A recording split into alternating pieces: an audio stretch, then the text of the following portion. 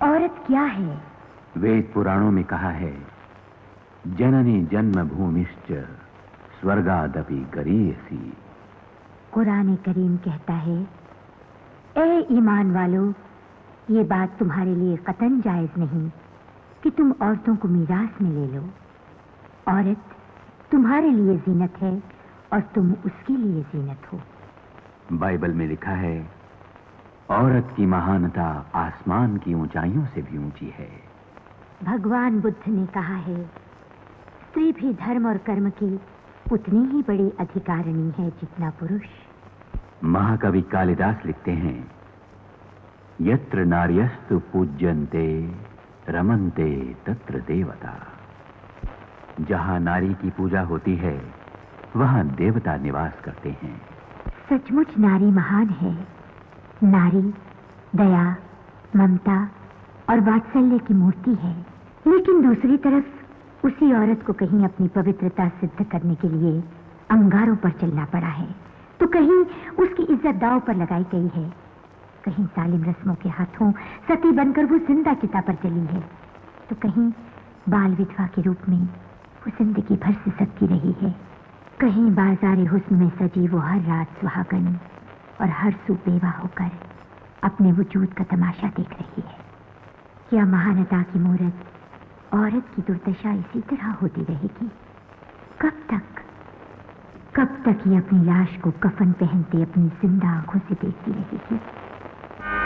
जो इस वक्त अदालत के कटघरे में खड़ी है, औरत नहीं, एक खौफनाक डायन है। ये औरत जात के नाम पर एक बदनुमा दाग है। नारी समाज के लिए कलंक, बदकार, फरेबी, बदचलन और खूनी। नहीं नहीं नहीं, अब मैं चुप नहीं रहूंगी। वकील साहब, ये गंदे घिनौने लफ्ज जो आपके मुंह से निकल रहे हैं, ये मेरी पहचान नहीं, उन मर्दों की पहचान है जो जुबान से तो औरत को देवी कहते हैं, मगर जिन्होंने हमेशा उसे अपनी वासना की दासी बनाकर रखा है, उसकी इज्जत से खिलवाड़ की है। मर्द के उस अत्याचार पर औरत चुप रहे तो वो ममता, प्यार और बलिदान की देवी है, दया और धर्म की मूर्ति है। लेकिन वो अपनी इज्जत के लिए आवाज उठाए, अपना अधिकार मांगे, तो उसे अपनी पांव की जूती समझने वाला मर्द उसे आवारा और बदचलन कहकर उसका गला घोंट देना चाहता है, उसकी जुबान बंद कर देता है। लेकिन आज मैं चुप नहीं रहूंगी। वकील साहब, मैं उन चेहरों को जरूर बेनकाब करूंगी जिन्होंने ममता, प्यार और बलिदान की देवी को, दया और धर्म की मूर्ति को आपके लफ्जों में एक खौफनाक डायन बना दिया। मिलॉर्ड, मैं एक गरीब स्कूल टीचर की बेटी थी। मेरे भी सुहाने सपने थे।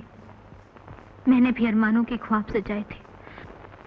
उन ख्वाबों को छूने की कोशिश की थी, लेकिन प्रिंसिपल साहब और साथियों, तालीम जिंदगी के अंधेरों में जगमगाता हुआ वो सूरज है जो इंसान को उसकी मंजिल तक रास्ता दिखाने में मदद करता है। अपना तालीमी कैरियर पूरा करके कॉलेज से जाने वाले स्टूडेंट्स के लिए नेक तमन्नाओं के साथ आप ही में से किसी ने एक खूबसूरत शेर लिखकर भेजा है। क्या खूब कहा है, नहीं है तुमको भटकने का खौफ रास्ते में, तुम्हारे साथ अंधेरे नहीं उजाले हैं।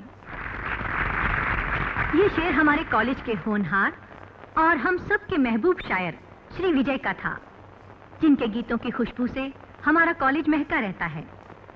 मैं उन्हीं को दावत दे रही हूँ कि वो माइक पर आएं और अपना कोई ताजा गीत हमें सुनाएं।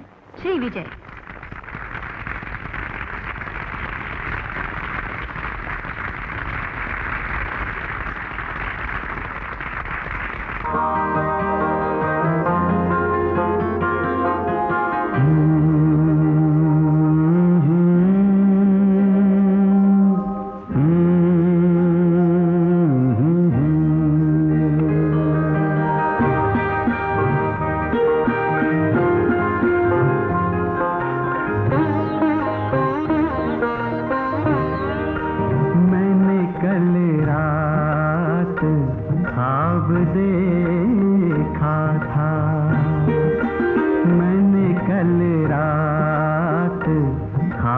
देखा था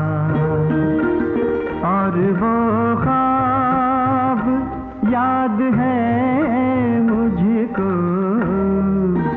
मैंने कल रात ख्वाब देखा था। और वो ख्वाब याद है मुझको, मैंने कल रात ख्वाब देखा था।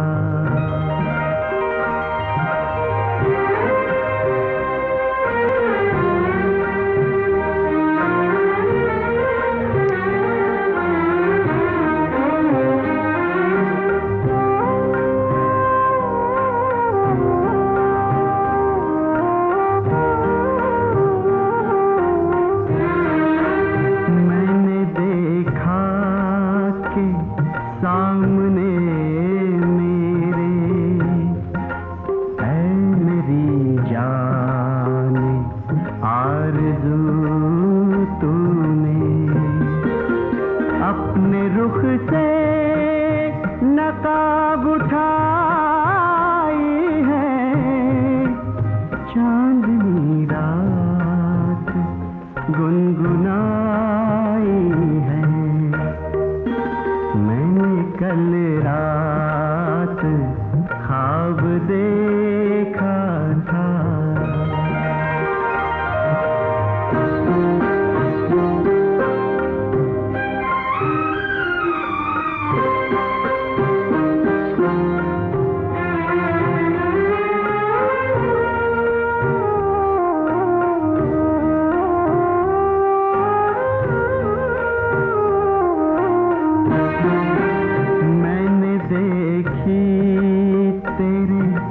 बदन की बहार, मैंने देखे तेरे लबे शीरीं, मेरी बाहों में आ रही थी तू, मेरी किस्मत जगा रही थी तू।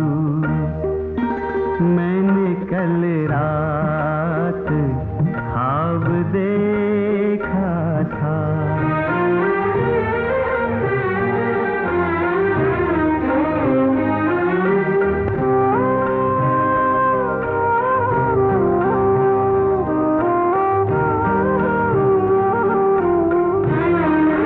मैंने देखा कि वस्ल की शब है,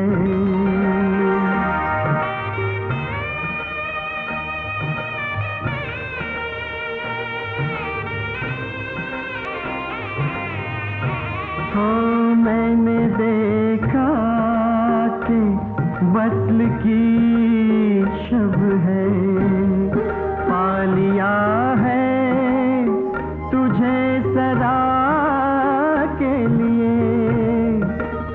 एक मुसाफिर को मिल गई मंजिल, जैसे कश्ती को मिल गया साहिल। मैंने कल रात ख्वाब देखा था।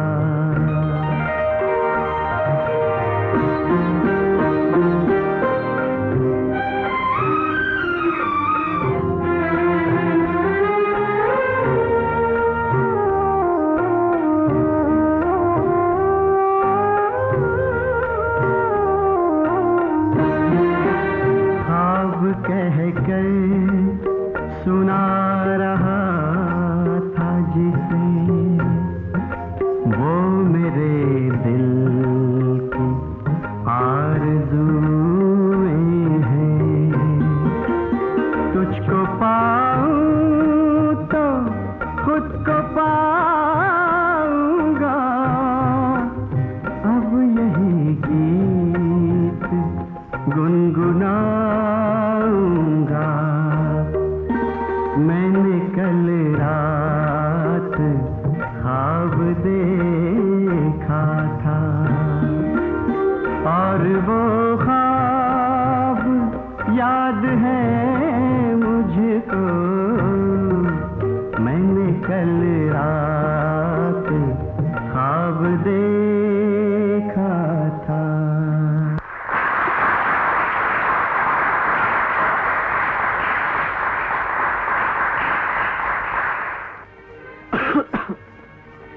लगता है गीत में कमी रह गई।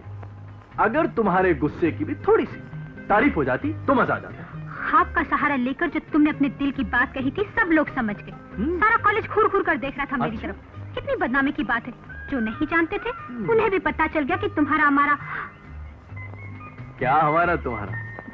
जी चाहता है कि बोलना बंद कर दूं तुमसे। अरे मंजूर है, मंजूर है। मेरी वजह से सही, मगर तुम बोलना तो बंद कर दोगी? गीत सुनाते वक्त तक तक बांध कर मेरी तरफ देखने की क्या जरूरत थी? तो क्या प्रिंसिपल साहब की बूढ़ी बेगम की तरफ देखकर गीत सुनाता? हर बात में मजाक और शायरी में भी छुटी तारीफ। मुझे तो तुम्हारे गीतों में भी कभी कभी। मेनका, मेरे गीतों को कभी झूठा मत कहना प्लीज। अगर ये झूठे हैं तो फिर सब कुछ झूठा है। इतना प्यार करता हूं तुमसे कि यकीन दिलाने के लिए मुझे बड़े से बड़ा शब्द भी छोटा लगता। अरे अरे अरे, तुम तो सीरियस हो गए। शायर हो ना? अच्छा बाबा सॉरी। विजय, हम दोनों जिंदगी भर एक दूसरे के दुख सुख के साथ ही रहेंगे ना? अरे यार, मैं जन्म जन्म के हिसाब से चल रहा हूँ और तुम हो कि सिर्फ एक छोटी सी जिंदगी की बात कर रही हो। कितनी खुशनसीब हूँ मैं कि तुम जैसा साथी पाऊंगी। मैं तो तुम्हें पा भी चुका हूँ। ओ माँ, अब छोड़ भी। पहले ये बता, इतनी देर कहाँ लगा दी? माँ वो जरा। हाँ, मैं खूब समझती हूँ तेरी जरा को। अच्छा सुन, तेरे पिताजी किसी बाल किशन के लड़के से तेरी शादी की बात चला रहे हैं। इससे पहले कि वहाँ कुछ तय हो जाए, तू विजय से बात क्यों नहीं कर लेती? आज विजय ने खुद ही कहा है माँ। क्या कहा है? यही कि वो जल्द ही आएगा और मेरी बेटी की बारात लेकर।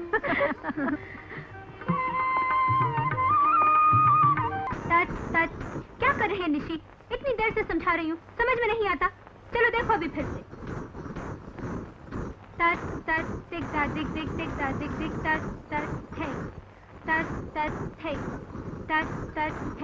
मेनका, क्या बात है वर्षा?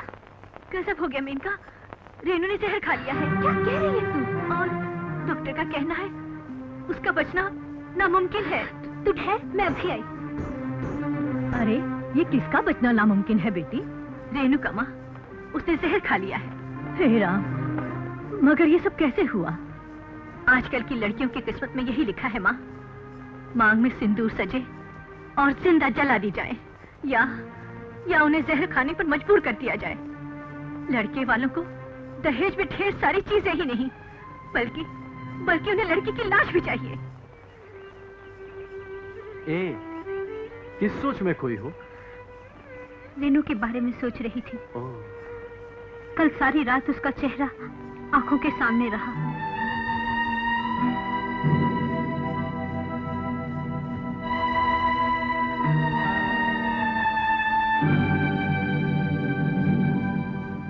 मुझे तो डर लगने लगा है। डर? किससे? दहेज के इस खूनी रिवाज से। कहीं ये हमारे बीच दीवार। तुम्हें मुझ पर भरोसा नहीं? नहीं विजय, मैं तुम पर भरोसा न करके जाऊंगी कहाँ? मगर मैं एक गरीब स्कूल टीचर की बेटी हूँ। अगर तुम्हारे डैडी ने दहेज के लिए मुंह खोला तो मेरा गरीब बाप ये कुआं पाट नहीं सकेगा। आओ मेरे साथ। कहाँ? मेरे घर। मैं आज तुम्हारे सारे शक दूर कर दूंगा। सच मानो बद्री, अगर हमारी तुम्हारी दोस्ती रिश्ते में बदल जाए तो इससे बढ़कर खुशी की बात मेरे लिए और क्या हो सकती है? क्यों नहीं? अच्छा, अब मैं चलता हूँ। बैठो ना, विजय बस अभी आता ही होगा। ओहो, क्या बात है, चांद और सूरज साथ साथ। शांति भैया, पिताजी तुम्हें बुला रहे हैं। Excuse me? बहुत दिनों के बाद आ रही है। शरीर कहीं की, तेरी शरारतों के डर से कौन आएगा यहाँ? मेरी शरारतों के डर से? अच्छा हाँ। ये बात है, बताती हूँ तुझे अभी। बैठती यहाँ पे, बदमाश कहीं। रघुनाथ खास तौर से बेटे तुम्हारा ही इंतजार कर रहे थे। जी मेरा। हाँ। तुम विजय की राय लेकर मुझे खबर कर देना। अच्छा, अब मैं चलता हूँ। आओ। चल। देखो भूलना नहीं। अच्छा भूलूंगा कैसे? अच्छा नमस्ते। नमस्ते अंकल। जीते रहो बेटा।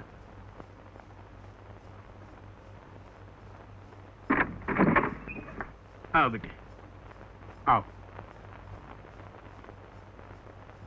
मेनका अब और इंतजार न करा, बस जल्दी से मेरी भाभी बनकर आ जा। मैं तेरी बेसब्री का मतलब सब समझती हूँ। क्या मतलब? यही कि मैं तेरी भाभी बनकर यहाँ आ जाऊँ और तू अपने उनके। चल बाबा यूं ही सही, मगर तू आ तो जा। अच्छा बाबा अच्छा, अब कुछ चाय वाय भी पिलाएगी या? ओह सॉरी, मैं तो भूल ही गई थी, अब भी लेकर आती हूँ। ये किसके रिश्ते की बात चल रही थी?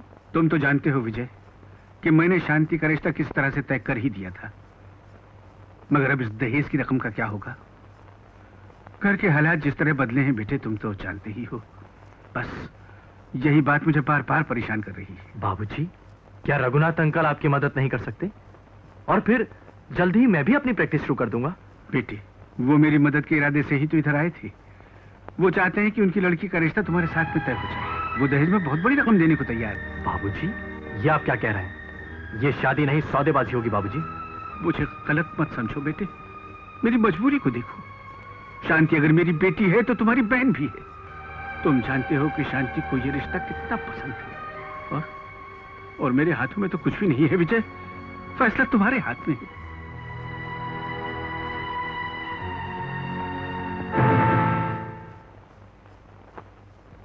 बाल किशन के यहाँ से फिर संदेशा आया था।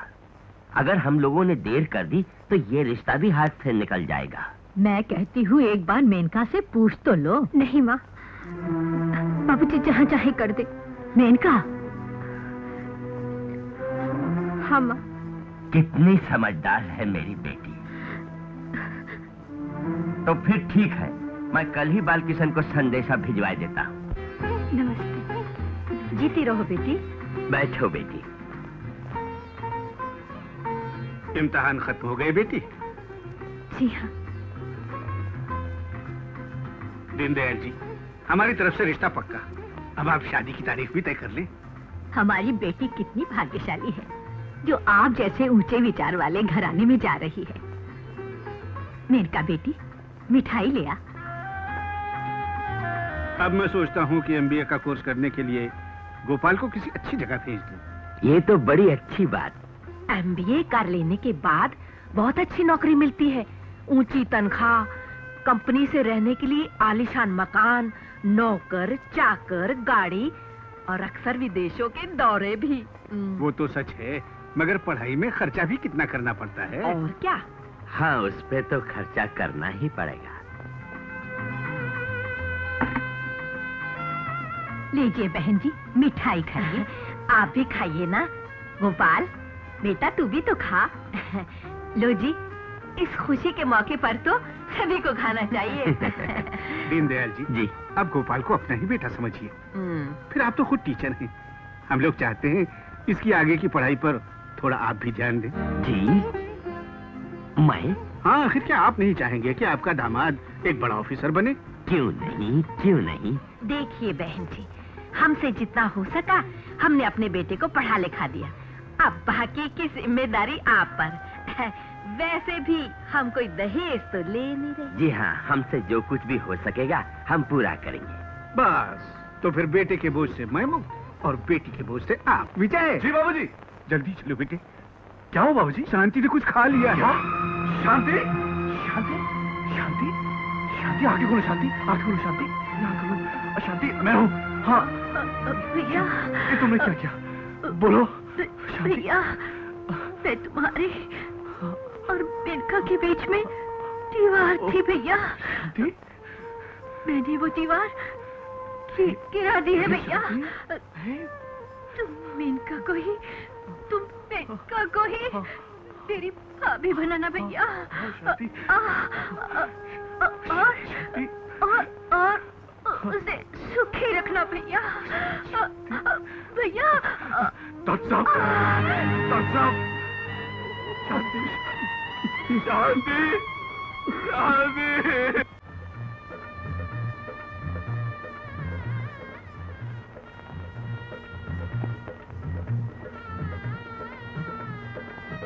बन्नी ससुराल जाकर हमको भूल मत जाना। अरे भूलेगी कैसे, बचपन की साथी है। अरे भूले तो जीजा के कान में पड़ेंगे। अरे हट, ये काम तो इसी को करने देना। चलो चलो बारात आ गई। चलो हाँ, चलो चलो, चलो दूल्हे राजा को चलो, देखते हैं। चलो। चलो दीदी दीदी दीदी दीदी दीदी।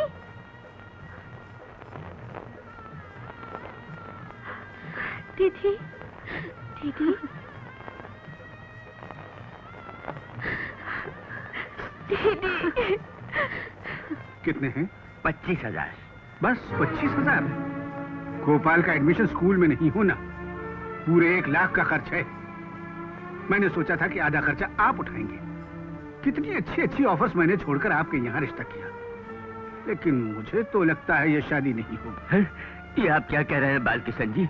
मेरी इज्जत का सवाल है, मेरी बेटी की जिंदगी बर्बाद हो जाएगी। सवाल मेरे बेटे के भविष्य का भी है। बाकी लोग पूरा पूरा बोझ उठाने को तैयार थे, लेकिन मैंने सोचा आप शरीफ आदमी हैं, आपके यहाँ रिश्ता ठीक रहेगा। मुझे क्या मालूम था कि टीचर होकर भी आप पढ़ाई के महत्व को नहीं समझेंगे। बड़ी मुश्किल से जमीन गिरवी रख करके रुपए का इंतजाम कर पाया हूँ। अब मेरी इज्जत बचा लीजिए। मैं पूछता हूँ कि आप जमीन गिरवी रखने के चक्कर में पड़े ही क्यों? मुझसे कहा होता, बहुत अच्छे दामों में आपकी जमीन बिकवा देता। अब ये बताइए कि 25,000 दे रहे हैं, जब मैं भारत वापस ले जाऊं? नहीं नहीं, मेरी इज्जत बचा लीजिए, मुझे बदनामी से बचा लीजिए। आप ऐसा कीजिए कि अपनी जमीन बेच। अरे सोच क्या रहे हैं? क्या आप जमीन को बेटी से ज्यादा प्यारी समझते हैं?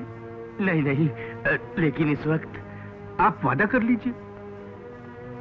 ठीक है, मैं वादा करता हूँ कि आपके बाकी के 25,000 भी मैं दे दूंगा। लेकिन आप अपना वादा 15 दिनों में निभा जरूर देंगे। 15 दिन? जी ठीक है। आइए चलें, लगन का समय निकला जा रहा है।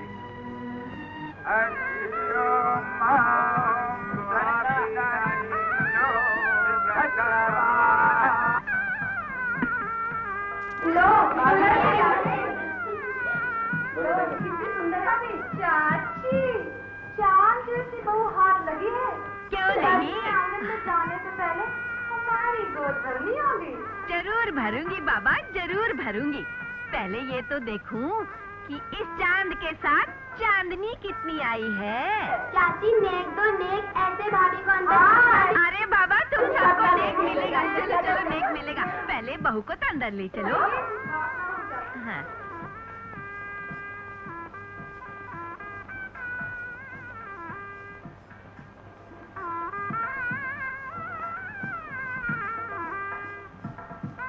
दहेज की आधी रकम उधार करके चले आए। वही मुझे क्यों नहीं बता दिया? बारात वापस ले आती। पर 15 दिनों की ही तो बात है। अरे रहने भी दो, सठिया गए हो क्या? 15 दिन, 15 महीने गुजर जाएंगे, हाथ कुछ भी नहीं आएगा। क्या बात कर रही हो तुम? मैंने भी धूप में बाल सफेद नहीं किए, देख लेना। आज की रात तो नशे की रात है यारो। शराब का नशा, शवाब का नशा। शराब का नशा तो हो गया यारो, अब शबाब का नशा। अच्छा दोस्तों, मैं चलता हूँ। Good night. Good night.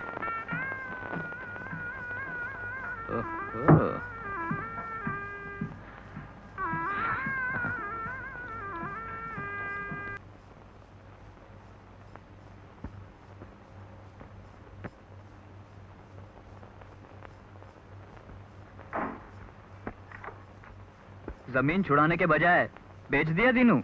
हाँ सेठ जी। रिटायर होने के बाद पुरखों की जमीन को हरे भरे खेतों में बदलने के सपनों का क्या होगा दीनू? गरीबों के देखे हुए सपनों का जो आज तक होता आया है वही होगा। अच्छा सेठ जी, अब मैं चलूं, आज जन्माष्टमी भी तो है। नमस्ते सेठ जी।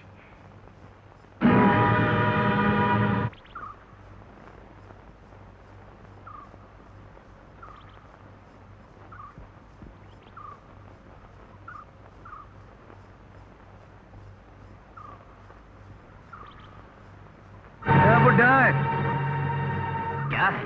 अबे सीधी तरह से पैसे दे रही है कि नहीं? नहीं नहीं, इसे मत छीनो, ये मेरी बेटी की जिंदगी है। अबे देगा कैसे नहीं? नहीं नहीं नहीं, रुक जाओ। कुछ समझता है मैं बुढ़ा हो गया? ये मेरी बेटी की जिंदगी है, ये मेरी बेटी की जिंदगी है।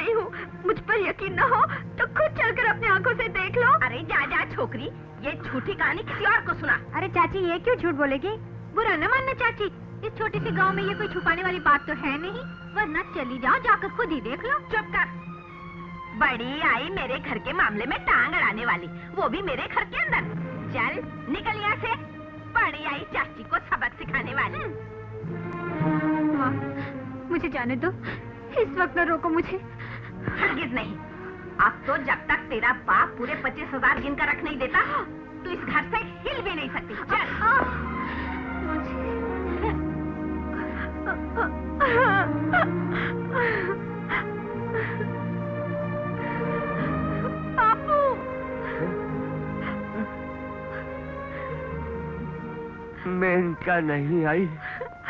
आ रही थी मगर क्या बेटी? बस सब समझ गया। वही हुआ जिस बात का मुझे डर था। किस बात का डर था? निशी रो रही थी, लेकिन आंसू मेनका के थे। कितने जुल्म ढाए जा रहे होंगे मेरी बेटी पर।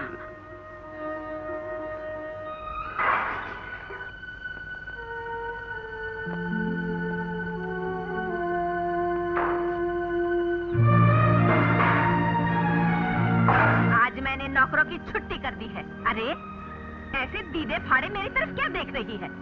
पता नहीं, जिस घर में बहू खाली हाथ आती है उस घर से नौकरों की छुट्टी कर दी जाती है।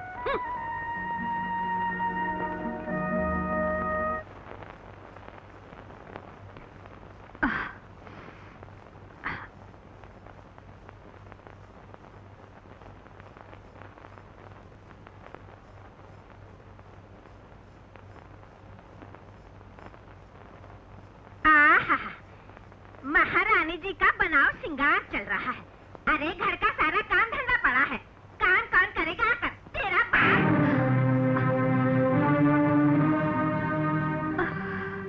मेरे बापू का नाम क्यों लेती हो? उन्होंने क्या बिगाड़ा है तुम्हारा? अरे हराम खोर, ये बोल कि क्या नहीं बिगाड़ा। धोखे से तेरे जैसी निकम्मी लाके हमारे गले मर दी। कहता था 15 दिन में 25,000 रुपए पहुंचा देगा। पहुंचाए रुपए? बेईमान चोर कहीं का। ऐसा मत कहो माँ। कहूंगी, बार बार कहूंगी। देखती हूँ मेरा कोई क्या बिगाड़ लेगा। कल मुझे कहेगी माँ निकल गई यहाँ से। माँ जी दरवाजा खोलिए, दरवाजा खोलिए माँ जी, भगवान के लिए दरवाजा खोलिए माँ जी। माँ जी दरवाजा खोलिए।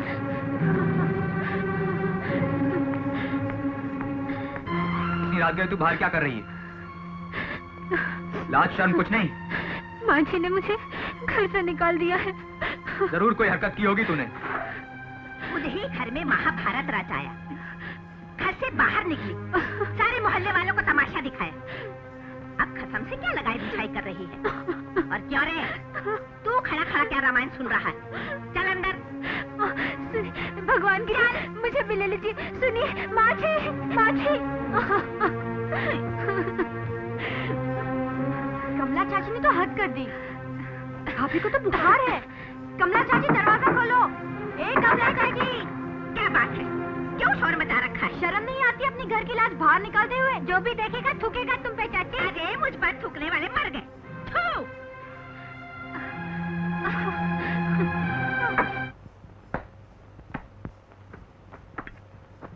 अब अपने नसीबों को रोती रहो। चौधरी शंकर दयाल पूरे 1 लाख दे रहे थे दहेज में। लड़की की 1 आंख नहीं थी तो क्या हुआ? दूसरी भी ना होती मैं तो ले आती। अरे हमारी तो तकदीर ही खराब है। अब भी कुछ नहीं बिगड़ा। तू हिम्मत कर। हिम्मत करूं? अरे बहन, हम तो दिन गिन रहे हैं। कब ये नामुराद इस घर से भागे और कब मैं। ये ऐसे भागने वाली नहीं, तेरे लड़के को साथ लेकर भागेगी। तो खुद ही से चलता कर। सुन, चौधरी साहब अभी भी अपनी बेटी देने को तैयार है। मैं कल ही बात करके बताती हूँ।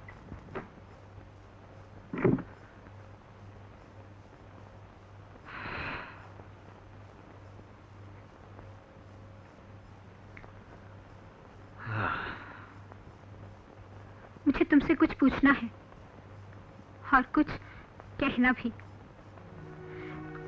तुम्हारे लिए मेरा जो धर्म है उसे मैं पूरा कर रही हूँ, ये भगवान भी जानता है। मगर मेरे लिए तुम्हारा कुछ तो धर्म होगा। मैं तुम्हारी पत्नी हूँ और तुम मेरे पति यानी परमेश्वर, जिसका सबसे पहला धर्म मेरी रक्षा करना है। हर रोज माझी के जहर भरे ताने कब तक सुनूं? कब तक उनकी आंखों में अपने लिए नफरत देखूं?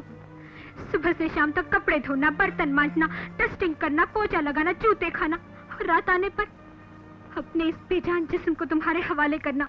पत्नी सिर्फ औरत का बदन नहीं होता। बताओ, अगर तुम्हारे पिताजी के घर वाले तुम्हारी माझी के साथ इस तरह पेश आते, या पिताजी माझी के साथ वो सुलूक करते जो तुम मेरे साथ कर रहे हो, तो क्या वो सहन कर सकती थी? मैं अभी अभी चौधरी से मिलके आ रही हूँ। अच्छा? चौधरी अपनी बेटी देने को तैयार है और 1 लाख की रकम भी। अच्छा? अब जल्दी से छुट्टी कर इस मुर्दार की। मैं अभी आई।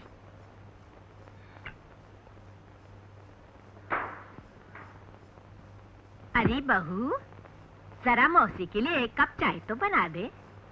अभी लाई माँ जी।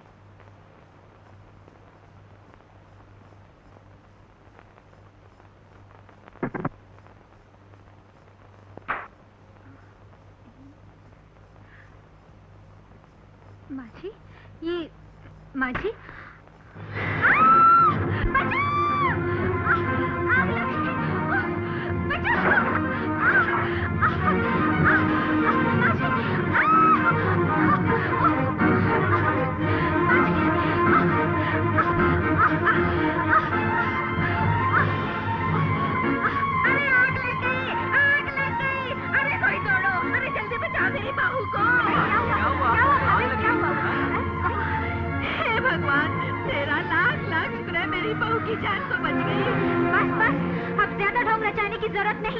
तूने तो मुझे मार ही डाला था, मगर मैं ऐसे मरने वाली नहीं हूँ। लो और सुनो, अरे मैं भला तुझे मारूंगी? मुझ बेगुनाह पर तोहमत लगाती है। बेगुनाह? और तुम औरत नहीं हो, डायन हो, डायन। मिनका, बकवास बंद कर, नहीं तो। लो और सुनो, इस मुर्दार को तो देखो, पति का मुकाबला करती है। बेईमान, बदचलन, कमीने कहीं की। तूने मुझ पर हाथ उठाया, तूने मुझे मारा। वहाँ लड़का खड़ा खड़ा देखता रहे और बहू सास पर हाथ उठाए। क्या इसीलिए तुझे ब्याह कर लाई थी? हे भगवान, कमीनी, पति के सामने सास पे हाथ उठाती है? खबरदार, जो मुझ पर हाथ उठाया, जो हाथ मेरी रक्षा के लिए कभी नहीं उठे, वो आज मुझ पर भी नहीं उठेंगे। लो, आज तोड़ दिए मैंने वो सारे बंधन जो पवित्र अग्नि के सामने तुझसे जोड़े थे। रोको, रोको, अरे कोई रोको इसे, नहीं तो पुलिस को खबर कर देगी ये। घबरा मत, मैं पुलिस को नहीं बुलाऊंगी। जा, तुझ पर और तेरे बेटे पर थूका। रचा ले इसकी शादी कहीं और भर ले अपना घर दहेज से।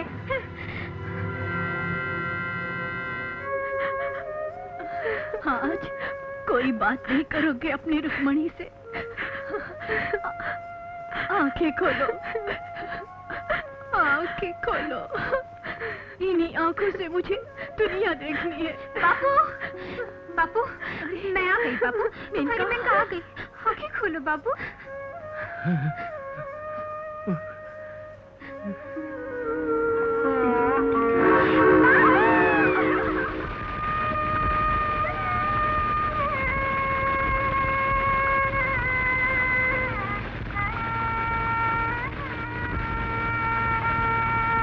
भगवान, ये तूने क्या किया? एक ही सहारा था, वो भी छीन लिया। इस घर की संतान में एक बेटा भी नहीं दिया, जो इस घर का सहारा तो बनता।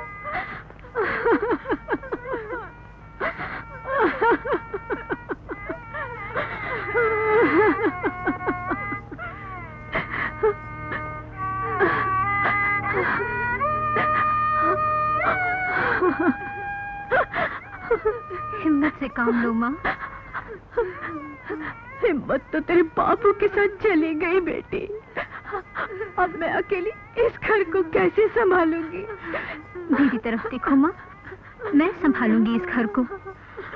आज से तुम मुझे अपनी बेटी नहीं, बेटा समझो। हम बेसहारा नहीं माँ। मेरे बापू विद्या की दौलत देकर गए हैं। तुम फिक्र बिल्कुल मत करना माँ। मैं कल वर्षा से मिलकर अपनी नौकरी की बात करूंगी, सब ठीक हो जाएगा।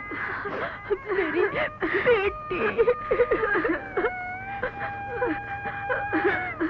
निशी, ना रो मेरी बहन, सब्र से काम लो। अभी तो मैं जिंदा हूँ।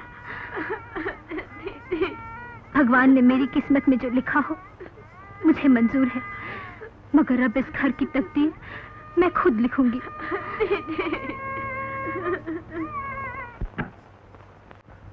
हेलो वर्षा। हेलो सुनील। बहुत दिनों बाद आना हुआ, बैठो। इनसे मिलो, ये मेरी बहुत प्यारी सहेली मेनका है। ओह आई से। नमस्ते। नमस्ते, तशरीफ रखिए। Pleased to meet you. क्या पियेंगे आप लोग, ठंडा या गर्म? भाई ठंडा गर्म फिर कभी। पहले ये बताओ, तुम मेरी मदद करोगे? क्या बात है, बताओ तो सही। ये बीए पास है, इंटेलिजेंट है।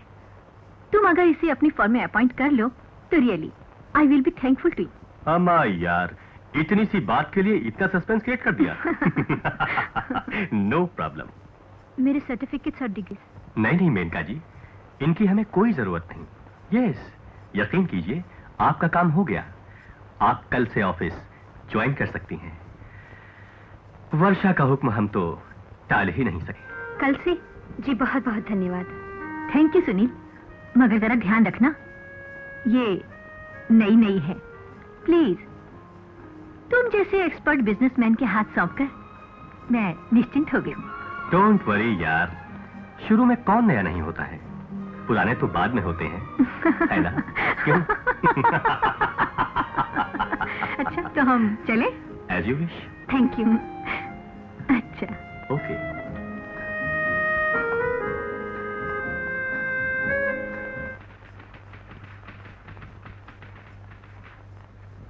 मेनका तुम्हें बॉस बुलाता है।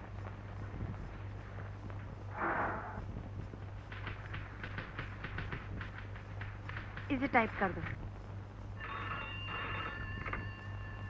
Yes. May I come in sir? हाँ गुप्ता जी, क्या तय किया आपने? बस 15 लाख और जेवर? क्या कहा? दहेज? छी। गुप्ता जी, आप तो जानते हैं कि मैं एंटी डाउरी कमेटी का प्रेसिडेंट हूं, और जहां दहेज का लेन देन हो ऐसी शादियों में तो मैं शरीक तक नहीं होता। सॉरी। कहिए, कैसा लगा आपको अपना काम? समझने की कोशिश कर रही हूँ, कुछ दिन में समझ जाऊंगी तो फिर। Oh, don't worry. और हाँ, आज जरा ऑफिस के बाद रुक जाना, कुछ कॉन्फिडेंशियल डिक्टेशन देनी है। Okay sir.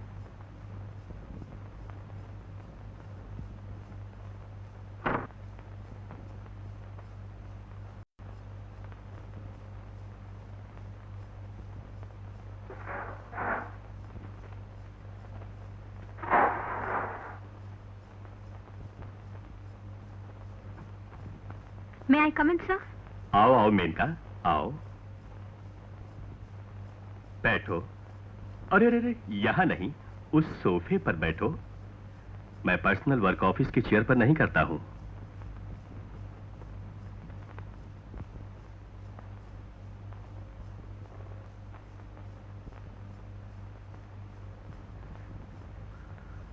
आराम से बैठो, ऑफिस का टाइम खत्म हो चुका है, फॉर्मेलिटी की कोई जरूरत नहीं है। मेनका, मैंने तुम्हें डिक्टेशन देने के लिए नहीं बुलाया है। मैंने तुम्हें यह कहने को रोका है कि तुम मेरी दोस्त बन जाओ। मैं तुम्हें जिंदगी में तरक्की के सारे गुर सिखा दूंगा। मैं नौकरी करने आई हूं मिस्टर सुनील, अपनी इज्जत का सौदा करने नहीं। मेनका, इन ढकोसलों में मत पड़ो, सौदा कर लो। तुम्हें पैसों की जरूरत है और मुझे तुम्हारी। मैं उस धरती की बेटी हूं जहां की नारियां अपनी इज्जत के लिए अपनी जान तक गंवा सकती हैं। तुमने मुझे गलत समझा। तब तो मुझे अफसोस के साथ ये कहना पड़ेगा मेनका कि इस ऑफिस में तुम्हारे लिए कोई जगह नहीं है। Thank you.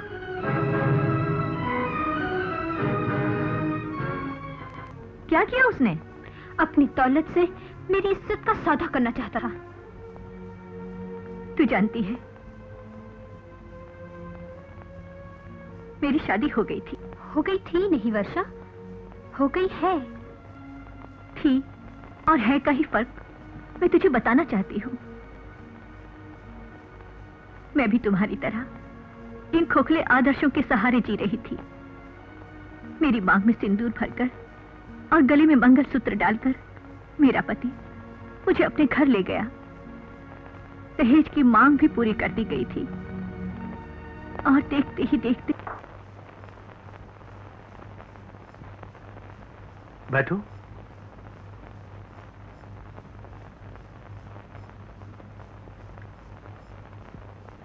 बड़े फॉर्चुनेट हो, बड़ी अच्छी पत्नी मिली है, खूबसूरत भी। और ओ सर, मेरे टेंडर के बारे में क्या फैसला किया आपने? कितने का है? सिर्फ 10 लाख। भाई ये आ गई हैं तो समझ लो पास। Thank you sir. और हाँ, ऑफिस में जाकर भटनागर से फाइल तैयार करने के लिए कहो। Okay sir. इस तरह मेरे जिस्म पर नए नए दस्तखत होते रहे, मेरे पति के टेंडर पास होते गए, उनका बैंक बैलेंस बढ़ता गया और फिर मैंने एक दिन तय किया, जब अपना जिस्म बेचकर ही जिंदा रहना है, उसकी क्या जरूरत है। मैंने उसे छोड़ दिया और मैं खुद।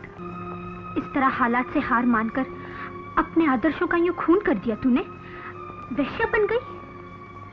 तू किस दुनिया की बातें कर रही है मेनका? गरीबी और लाचारी का राक्षस सारे के सारे आदर्शों को निगल जाता है, सारी की सारी मर्यादाएं खाक में मिल जाती है। तू अपने लिए ना सही, अपनी बूढ़ी माँ और जवान बहन के लिए तो सोच, जिसके हाथ तुझे को पीले करे।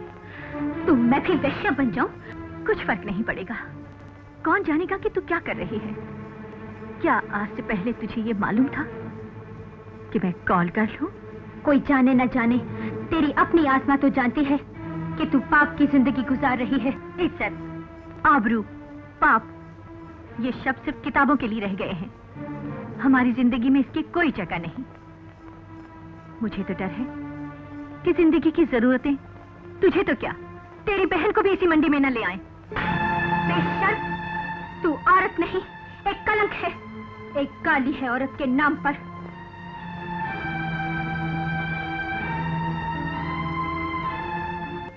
Cheers! भतीजे की वापसी मुबारक हो। लीडर, सिर्फ चैंपियन से काम नहीं चलेगा। भतीजा अमेरिका से इंजीनियर बनकर आया है। अरे जो मांगोगे मिलेगा ताऊ। आज मैं बहुत खुश हूँ। इससे बढ़कर खुशी की बात और क्या होगी नेता? भतीजा नहीं, ब्लैंक चेक आया है। हाय सुनील। आओ आओ वर्षा रानी। कांग्रेचुलेशन। No no no. ए, वेजिटेरियन मुबारकबाद मैं कबूल नहीं करता। अच्छा। लो, मैं अभी इसे नॉनवेज बना देती हूँ। चलो लीडर, टॉस कर देते हैं। कौन सी चिड़िया के शाख पे घोंसला बनाएगी? उस लड़की मेनका का क्या हुआ जिसकी तुम बड़ी तारीफें किया करती थी? अजी होना क्या था, इस सुनील ने जल्दबाजी में सारा काम खराब कर दिया। ये साला सुनील है ही बहुत जल्दबाज। खैर, तुम फिक्र मत करो, मैं अपना वादा जरूर पूरा करूंगी।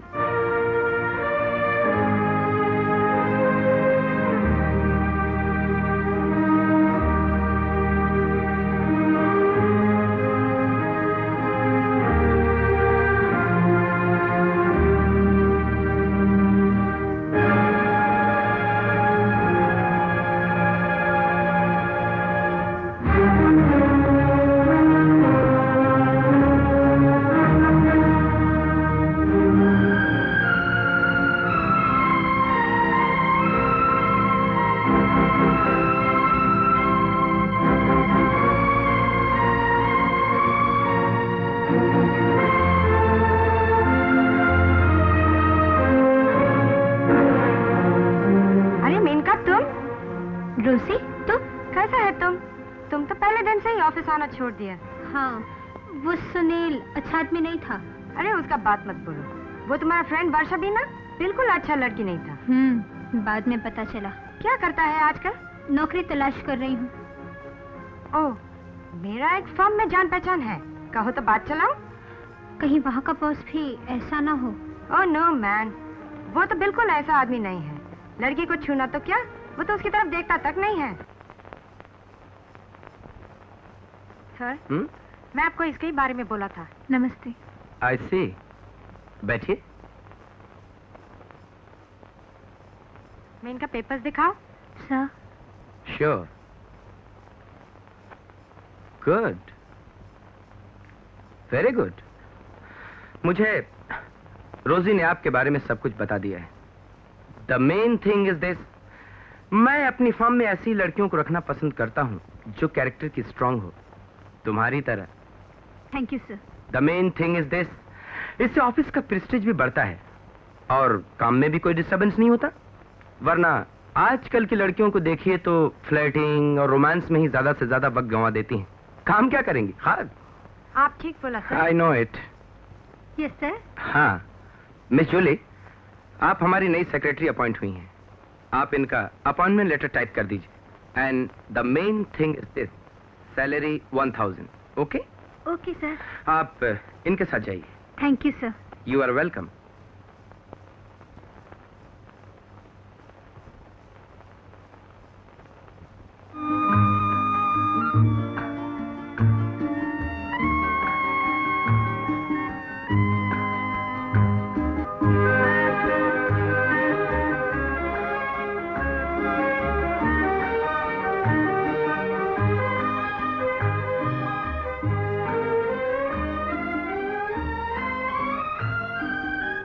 पहली तनख्वाह मुबारक हो मेनका। Thank you.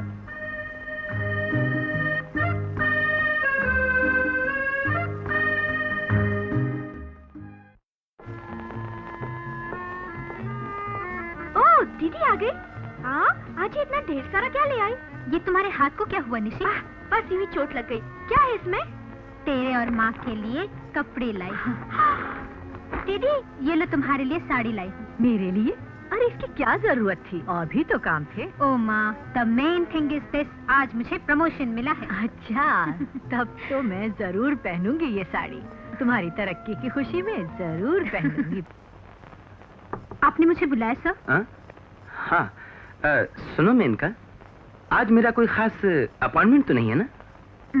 सर आज शाम 6 बजे आपकी बोर्ड ऑफ डायरेक्टर्स की मीटिंग है। Oh no. क्या हुआ सर? आज मेरी तबीयत कुछ ठीक नहीं। The main thing is this, मेरे सिर में बहुत दर्द है। लेकिन इस मीटिंग में आपके पार्टनर्स भी आ रहे हैं। कोई भी हैं, मगर इस हालत में मैं मीटिंग अटेंड नहीं कर सकूंगा। अरे हाँ, ऐसा करो मेनका, देखो ये है मेमोरेंडम की वो फाइल, अपने पास रखो। शाम को घर जाते वक्त मैं घर पे उतर जाऊंगा और ड्राइवर तुम्हें रॉबिन विला पहुंचा देगा। उसके बाद वापसी में वो तुम्हें तुम्हारे घर छोड़ देगा। ओके? Okay sir.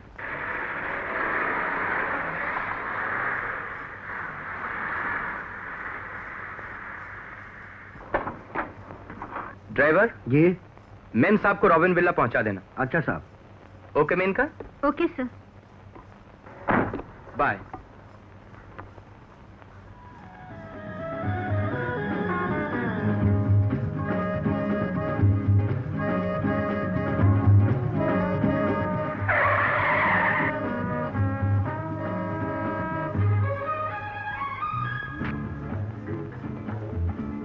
अंदर चलिए मैम साहब।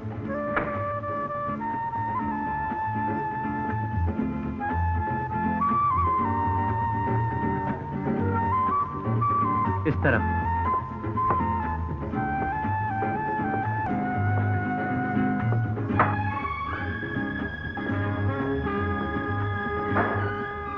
सर, मिस्टर रमेश ने मेमोरेंडम की फाइल भेजी है।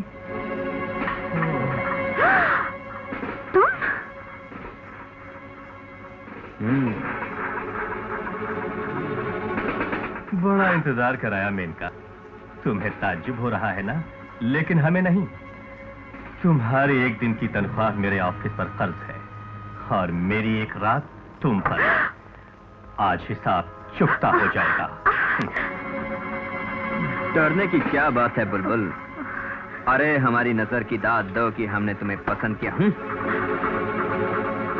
अरे जो खुद भी थक रही हो और हमें भी थका रही हो। अरे जमुना, अरे सुनील। नहीं, छोड़ दो मुझे।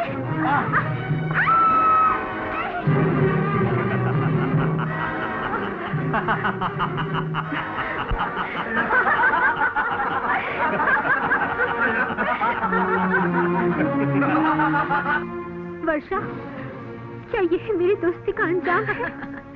दोस्ती का नहीं, ये उस तमाचे का अंजाम है जो तूने मेरे मुंह पे मारा था। वर्षा, मेनका। बहुत खूब। अकेली लड़की को पाकर तुम सब भूखे भेड़िए की तरह उस पर टूट पड़ोगे, मैं सब जानता था। देखिए इन लोगों ने मेरे साथ क्या किया।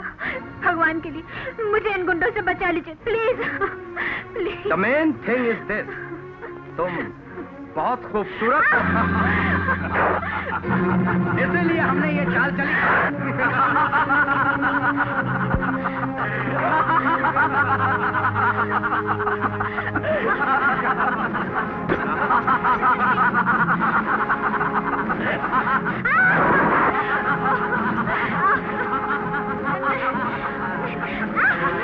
छोड़ दो मुझे, छोड़ दो, छोड़ दो मुझे।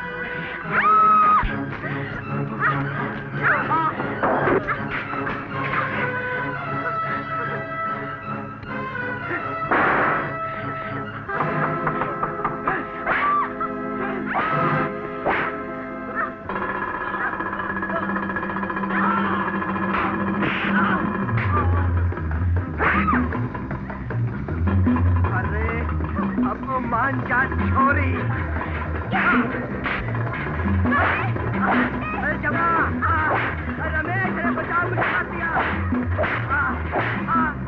कमीने। रुक जा, हंटर नीचे फेंक दे। चलाओ गोली, मैं जान दे दूंगी मगर इज्जत नहीं।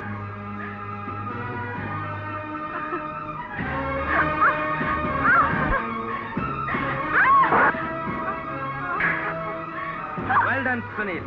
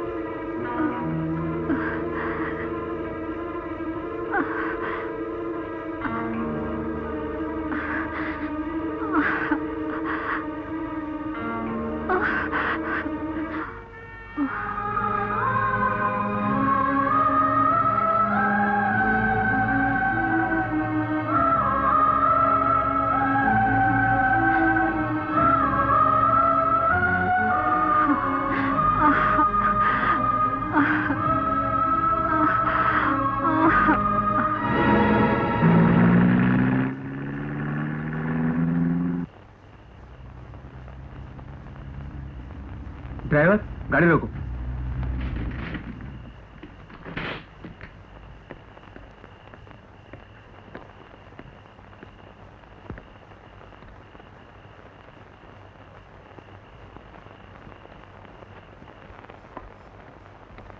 ये उसकी मेडिकल रिपोर्ट है।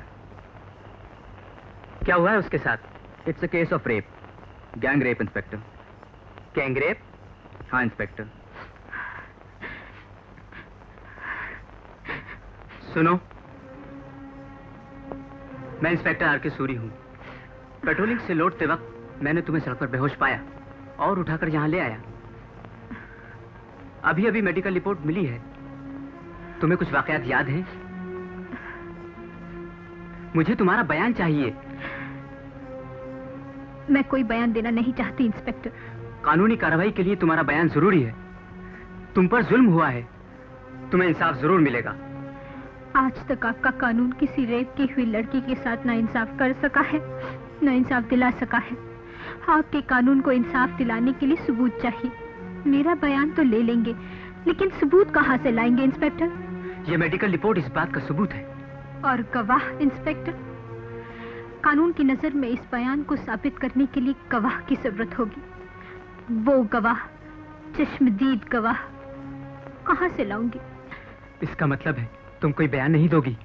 हाँ इंस्पेक्टर, मैं कोई बयान देना नहीं चाहती। आप नहीं जानते, अगर इस बात की खबर मेरी माँ को हो गई तो वो जहर खा लेगी। मेरी एक जवान कुंवारी बहन भी है। अगर लोगों को पता चल गया कि मेरी इज्जत लूट ली गई है तो शायद कोई भी उससे जिंदगी भर शादी नहीं करेगा।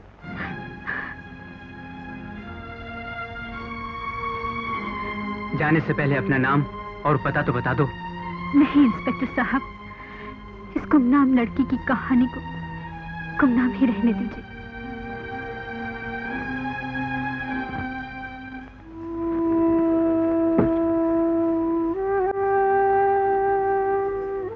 तुमने भी रक्षा नहीं की माँ।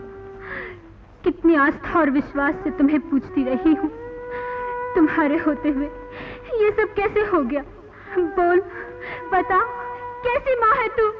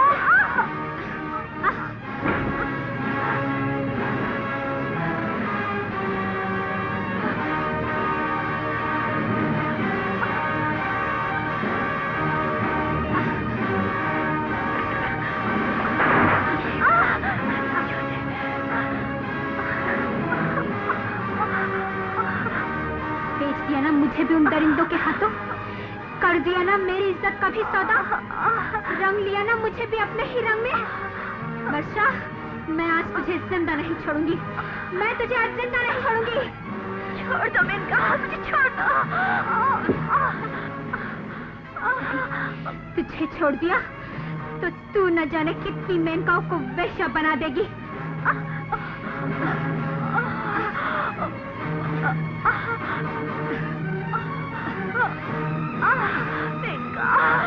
छोड़ना।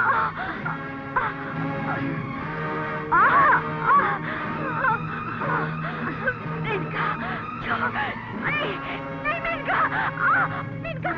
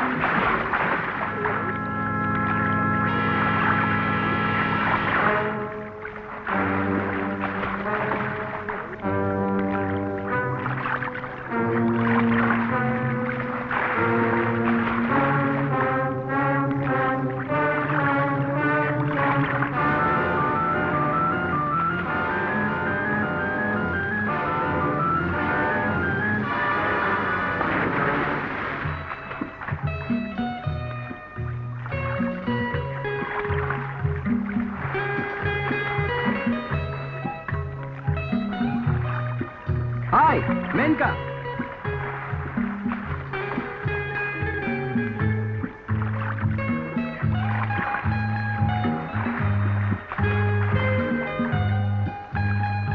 अभी तक नाराज हो? नहीं नहीं, मैं तो शुक्रगुजार हूँ कि आपने अपने दोस्तों के साथ मिलकर मुझे एक नया रास्ता दिखा दिया, एक शरीफ लड़की को पेशावर बना दिया। क्या? हाँ mister Ramesh. Oh no Menaka, the main thing is this, मैं रात के 2000 लेती हूँ। अच्छा कौड़ियों के भाव बेच रही हो अपने आप को? अच्छा। इस खूबसूरत जिस्म के हर रात 10,000 भी कम है। सच? कौन देगा? मैं दूंगा। कहाँ? मेरे फ्लैट में। ना बाबा ना, वहाँ तो सभी होंगे। कोई नहीं होगा, कुछ फ्लैट हम जैसे लोग ऐसे ही काम के लिए रख छोड़ते हैं। और वो तुम्हारे पार्टनर्स? वादा रहा, इस सौदे में बेईमानी नहीं होगी। प्रॉमिस? Gentleman's promise. तो फिर चलो। चलो आओ।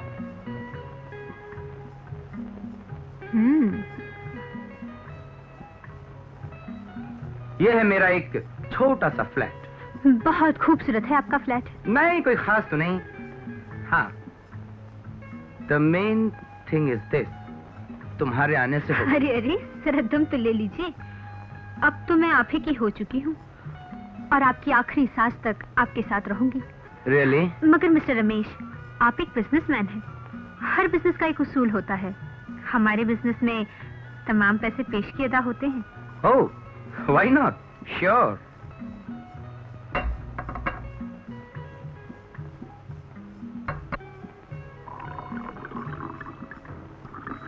ये लो मेनका, जब तुमने आखिरी सांस तक साथ देने का वादा किया है तो फिर 10,000 ही क्यों? ये सब कुछ तुम्हारा है। थैंक्स।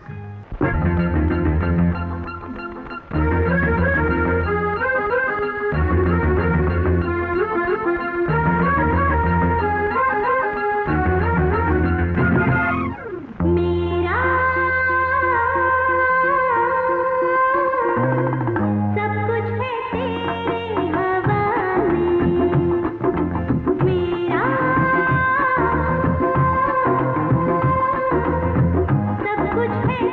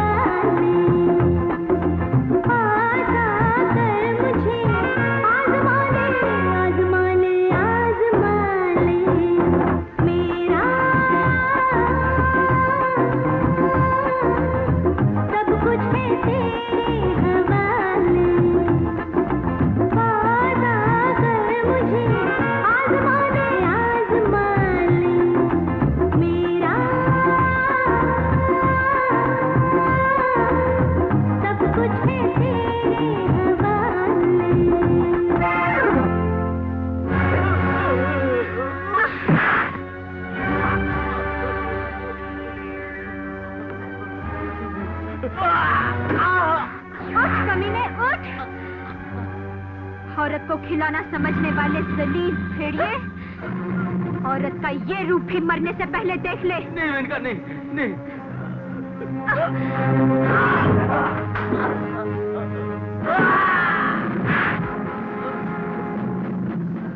देख, इन्हीं हाथों से तूने मुझे नंगा किया था। नहीं मेनका।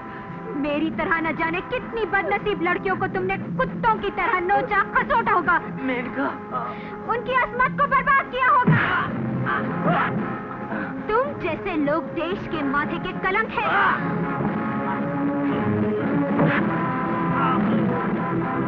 लड़कियों की इज्जत लूटने में थ्रिल मिलता था ना? हाँ, मजा आता था।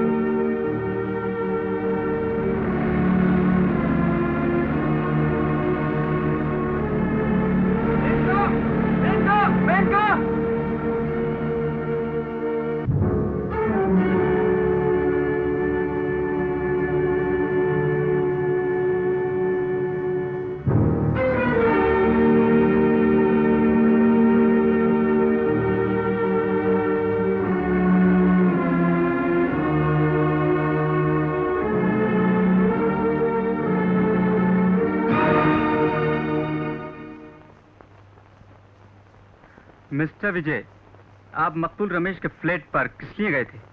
जी मैं ब्लू डायमंड एंटरप्राइजेस का लीगल एडवाइजर हूं, जिसके मकतूल रमेश पार्टनर थे। दरअसल उस दिन एक क्लेम के सिलसिले में हमारा अपॉइंटमेंट पहले से ही फिक्स था। आई सी, लेकिन उस फर्म के तो और भी पार्टनर्स हैं, फिर ये अपॉइंटमेंट मकतूल रमेश के साथ ही क्यों थी? जी उन सब पार्टनर्स में से मिस्टर रमेश ही कानूनी मैटर्स को डील किया करते थे, और फिर किसी भी कानूनी पॉइंट पर मुझे उनसे ही मशवरा मिलता था। थैंक यू मिस्टर विजय।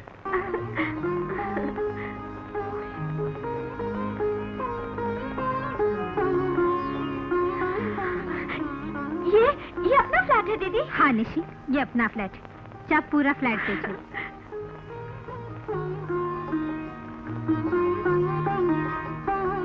पर बेटी। माँ, मैं आपका बेटा हूँ, बेटी नहीं। बेटे की गलती गलती नहीं कहलाती। मगर समझो, मैंने किस्मत को काबू में कर लिया है। तू मेरे लिए देवी का वरदान है बेटी। दीदी, कितना खूबसूरत फ्लैट है।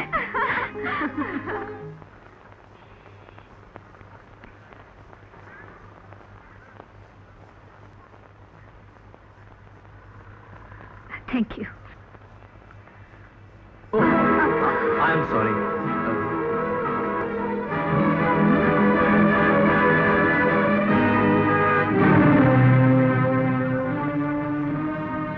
Maneka,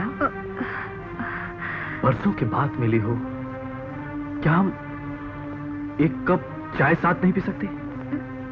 please come.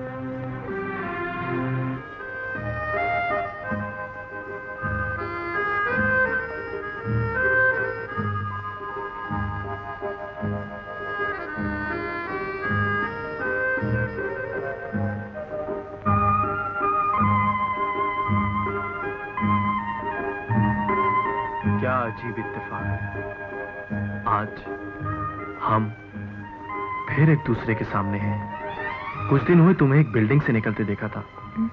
मैंने बढ़कर आवाज भी दी, तुम्हारे पीछे दौड़ा भी, मगर तुम रुकी नहीं। बिल्डिंग से निकलते देखा था? कब? कहाँ? लालबाग में। तुम्हें धोखा हुआ होगा। हो सकता है, ऐसा पहले भी कई मर्तबा हुआ है। शायद ये मेरा भ्रम रहा होगा। मेनका, तुमसे एक बात पूछूं? तुम उस दिन मुझसे मिले बगैर घर से क्यों चली आई थी? ना कुछ कहा ना सुना। इतना बड़ा फैसला करने से पहले एक बार मुझसे कुछ पूछा तो होता। मैं शांति के रास्ते की दीवार नहीं बनना चाहती थी विजय। इनका तुमने जल्दबाजी की। अगर हम दोनों मिलकर सोचते तो कोई रास्ता निकाल सकते थे। हम जरूर कोई रास्ता निकाल लेते। शांति खुश है ना? शांति अब इस दुनिया में नहीं है। क्या? हाँ, मगर उसकी आत्मा जरूर खुश होगी, क्योंकि बलिदान में वो भी तुमसे पीछे नहीं रही। विजय, तुम्हारे इस तरह उठकर चले आने के बाद ही वो किसी गहरी सोच में डूब गई थी। जल्द ही सारी बात उसकी समझ में आ गई और उसने हम दोनों की खातिर जान दे दी। शांति ने जहर खा लिया था मेनका। मरते समय उसने मुझसे वादा लिया था कि मैं तुम्हें ही उसकी भाभी बनाऊं। अगर तकदीर को यह मंजूर नहीं था, मैं उसकी अंतिम इच्छा भी पूरी ना कर सका।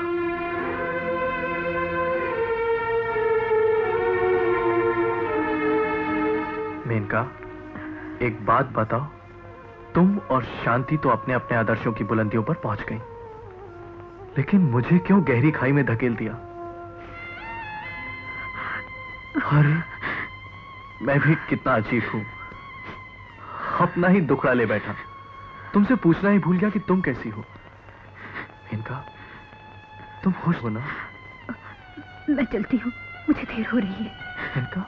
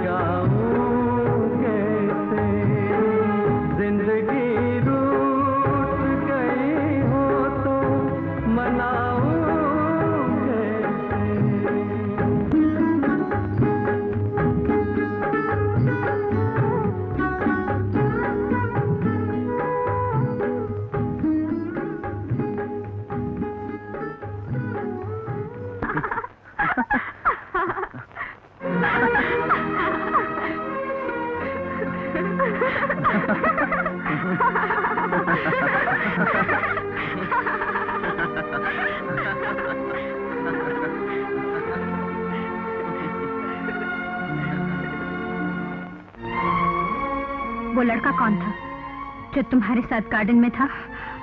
दीदी वो... झूठ मत बोलना निशी। एक झूठ 1000 झूठ को जन्म देता है, और झूठ वो बोलते हैं जो सच से डरते हैं। कौन था वह? सतीश। ये तो उसका नाम हुआ, मैं उसके बारे में कुछ और जानना चाहती हूँ। दीदी वो एक अच्छे घराने का लड़का है, अभी अमेरिका से केमिकल इंजीनियरिंग करके लौटा है और यहाँ पर दवाओं की फैक्ट्री खोलना चाहता है। तुम दोनों एक दूसरे को चाहते हो? मैं मोहब्बत के खिलाफ नहीं हूं निशी। मोहब्बत हर इंसान का पैदाइशी हक है, मगर तुम्हारे उससे इस तरह मिलने जुलने को मैं क्या समझूं? वो मुझसे शादी करना चाहता है दीदी।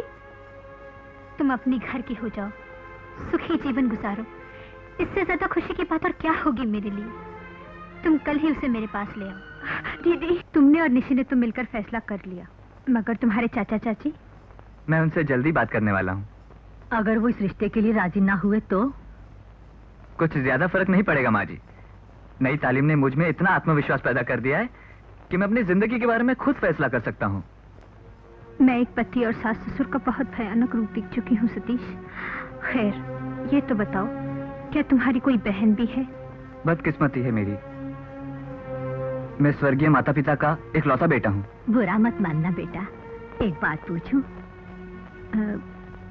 क्या कुछ दहेज की भी उम्मीद रखते हो? नहीं माँ जी, दहेज को तो मैं कैसी बुराई समझता हूँ जो खत्म न की गई तो देश के हर एक आंगन में एक चिता जलेगी, और इस चिता से उठने वाली लपटें रिश्तों की पवित्रता को जलाकर राख कर देंगी माँ, जिसके बिना हम जी भी नहीं सकते। और इस बुराई के आगे अगर हम नौजवान सर झुका देंगे तो फिर कौन खत्म करेगा इसे? मैं आपको वचन देता हूँ दीदी, मेरे और निशी के बीच मैं इस लानत को नहीं आने दूंगा। मेरे चाचा जिद करें तब भी नहीं। माँ, निशी की शादी हम बड़ी धूमधाम से करेंगे, इतनी धूमधाम से कि सारी दुनिया देखेगी। तुम किसी दिन सतीश के यहाँ हुआ ना, और सारी बातें तय कर लेना। अच्छा?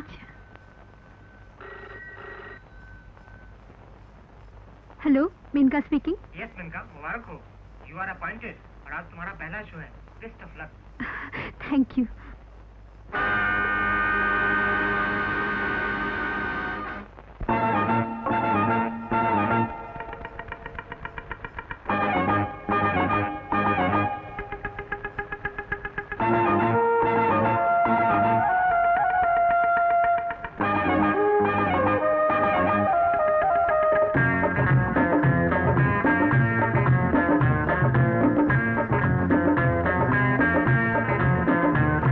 कोई नहीं मेरी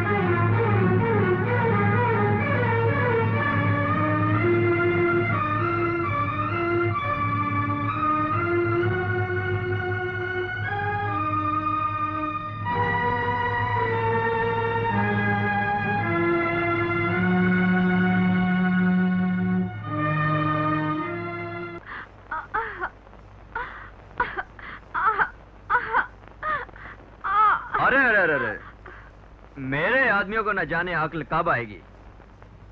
इस तरह तो फूल जैसे नाजुक जिस्म पर रस्सियों के निशान पड़ गए होंगे।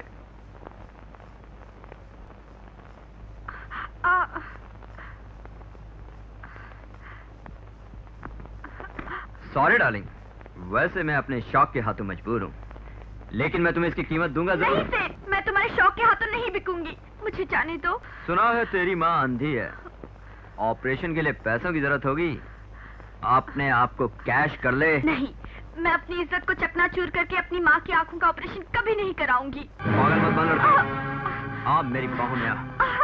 छोड़ दे मुझे, छोड़ दे, अरमान छोड़,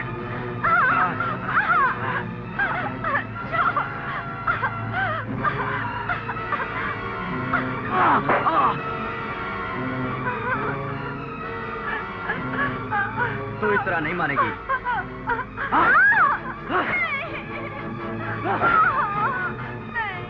कौन?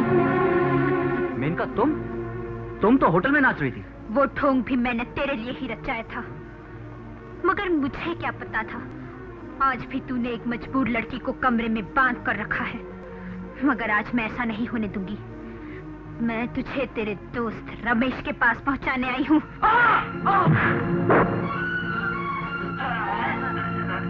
नहीं, तुम चली जाओ, ये मेरा शिकार है।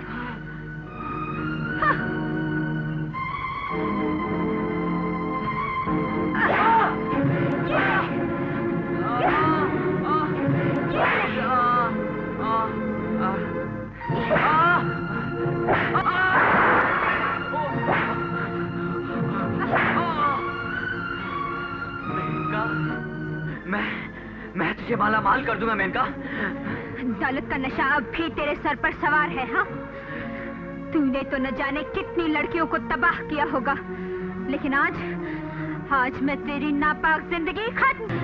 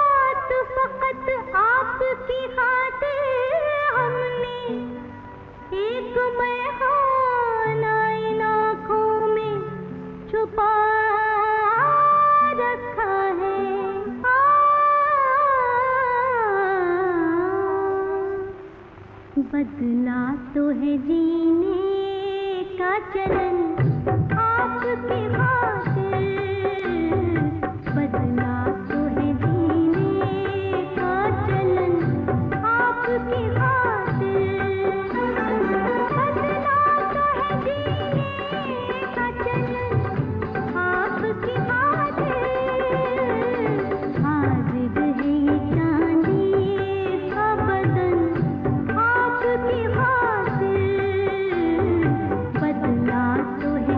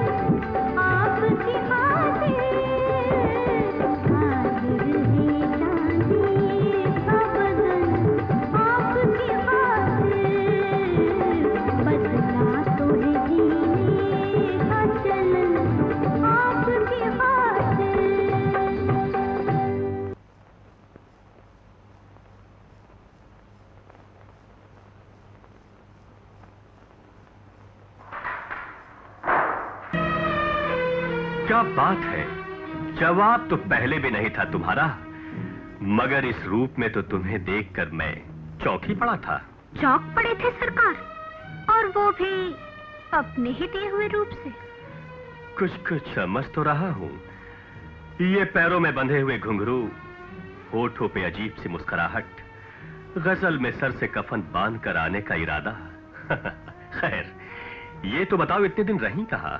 हम जैसी लुटी हुई औरतों को सरे बाजार नंगा होने से बचाने वाली तवायफ के उस कोठे पर, जिसे तुम जैसे समाज के बहरूपियों ने आबाद किया। मगर वहाँ मर्द की वासना का शिकार होने या न होने में औरत की मर्जी को भी दखल होता है। समझो, मैं भी वही आबाद। सर से कफन बांध कर तू जिस कब्रिस्तान में आई है, उसके गोरकन का नाम सुनील है, जो एक ही कब्र में तुझ जैसी न जाने कितनी मेनकाओं को दफन कर चुका है। रमेश और जमुना दास के खून का हिसाब तेरे जिस्म के रोए रोए को देना पड़ेगा।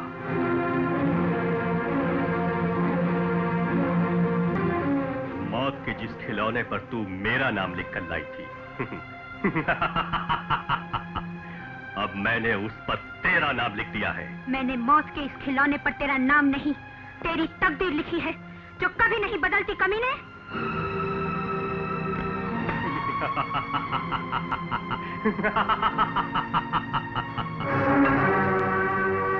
तू क्या लिखेगी सुनील की तकदीर को? सुनील अपनी तकदीर खुद लिखता है।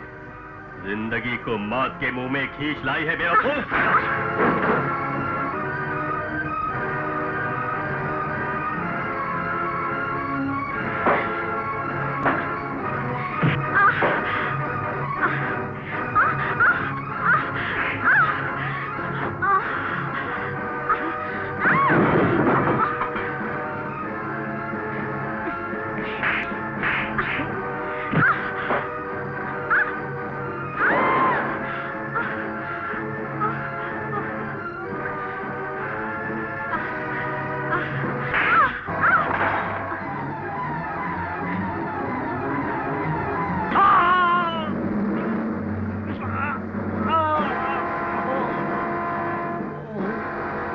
कमजोर और बेसहारा जानकर उसकी पवित्रता को दागदार बनाने वाले शैतान, ममता और बलिदान की देवी को अपनी वासना का शिकार बनाने वाले भेड़िए, देख नहीं मैं नहीं। अपना अंजाम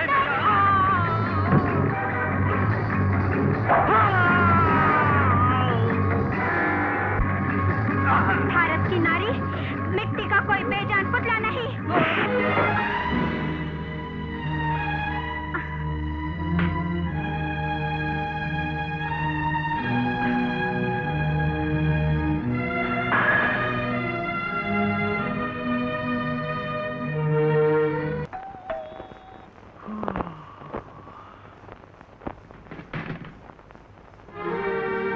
मेनका, इतनी रात गए? अरे आओ आओ, अंदर आओ, आओ ना, आओ बैठो।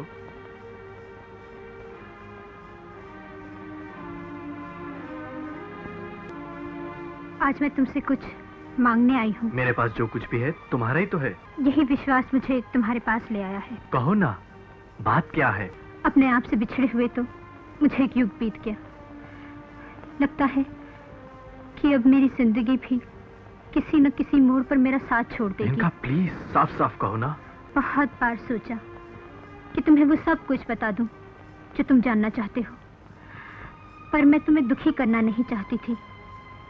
हालात ने मौका दिया तो कुछ नहीं छुपाऊंगी तुमसे विजय। अगर मुझे कुछ हो जाए तो निशी और माँ का ख्याल रखना। निशी का रिश्ता पक्का हो चुका है और लगन की तारीख भी। मुझे निशी के रूप में आज मेरी अपनी शांति मिल गई। विजय। हाँ मेनका, मैं वादा करता हूं कि माँ को कभी बेटे की कमी महसूस नहीं होने दूंगा और तुम्हें भी कुछ नहीं होने दूंगा। मेनका,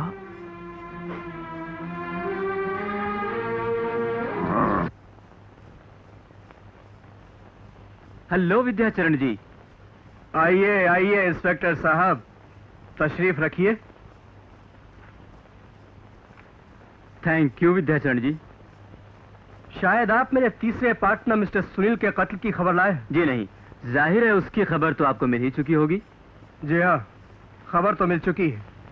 कहिए, कातिल का पता चला कुछ? जी नहीं, वैसे तफ्तीश से बात साफ जाहिर होती है कि उन तीनों का कत्ल किसी एक ही लड़की ने किया है। जरूर उस लड़की की उन तीनों से कोई ना कोई दुश्मनी रही होगी। इसीलिए तो हाजिर हुआ हूँ कि आप किसी ऐसी लड़की का नाम बता सकें जिससे आप सब लोगों की दुश्मनी रही हो। हम बिजनेस में पार्टनर जरूर थे ताऊ, मगर किसी लड़की की दुश्मनी में नहीं। आप अपने जहन पर जोर डालकर देखिए, शायद किसी लड़की की परछाई आपके सामने आ जाए। सॉरी इंस्पेक्टर, मेरी जिंदगी के किसी भी गोशे में कोई लड़की नजर नहीं आती। सोच लीजिए, आपकी खामोशी आपकी मौत का सबब भी बन सकती है।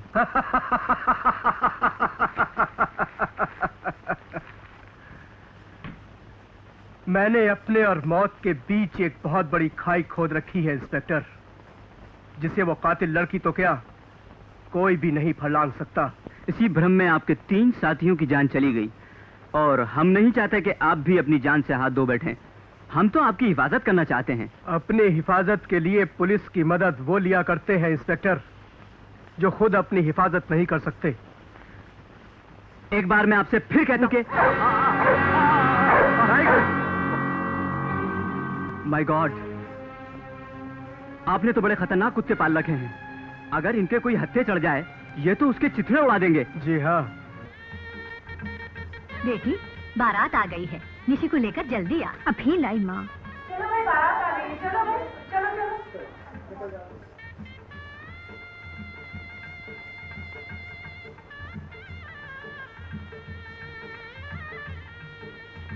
जी भर कर देख तो लेने दे। दीदी, इसी दिन के लिए तो मैं जी रही थी पगली।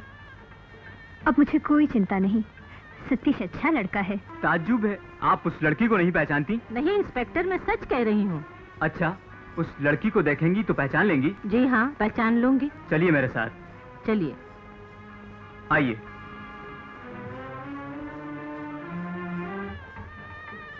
जल्दी कर बेटी, लोग इंतजार कर रहे हैं। लगन का समय बीता जा रहा है। निशी को लेकर जल्दी आ। अब भी लाई माँ।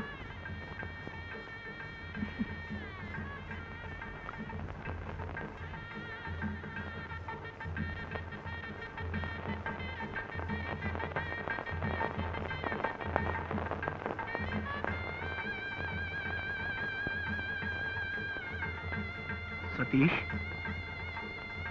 ये दुल्हन के साथ लड़की कौन है? ताऊ जी, निशी की बड़ी बहन मेनका।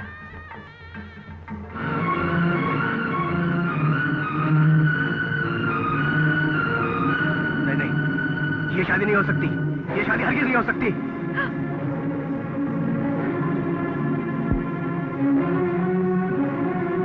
किसी चीज की कमी रह गई है शायद। आइए मेरे साथ बात कर लेते हैं। नहीं, जो कहना है यही कहो। आपस की बातें अकेले में ही ठीक रहती हैं। जाओ ना, जो भी खटकता है साफ साफ बात कर लो ना।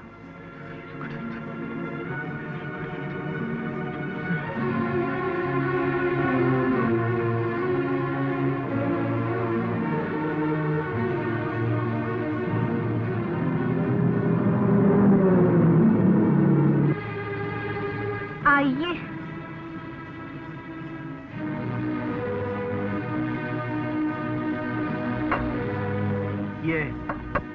ये दरवाजा क्यों बंद कर रही हो तुम? इसलिए कि तुम्हारी इज्जत का भांडा ना फूटे। मतलब?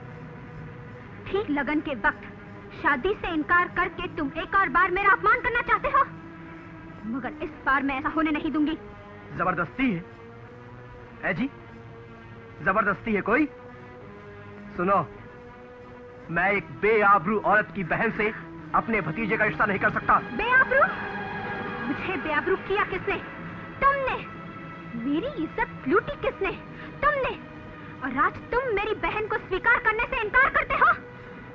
जिस मजबूर की इज्जत लूट ली जाए उसके लिए समाज में कोई जगह नहीं, और जो इज्जत लूटे वो समाज के ठेकेदार बने फिरे। वाह नेताजी, वाह नेताजी, कभी गौर से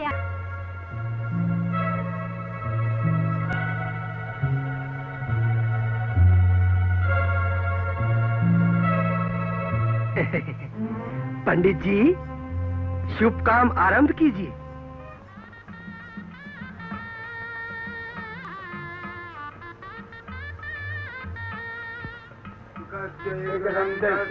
कपिलो गजकर्णकः लंबोदरस्य विकटो जिज्ञासो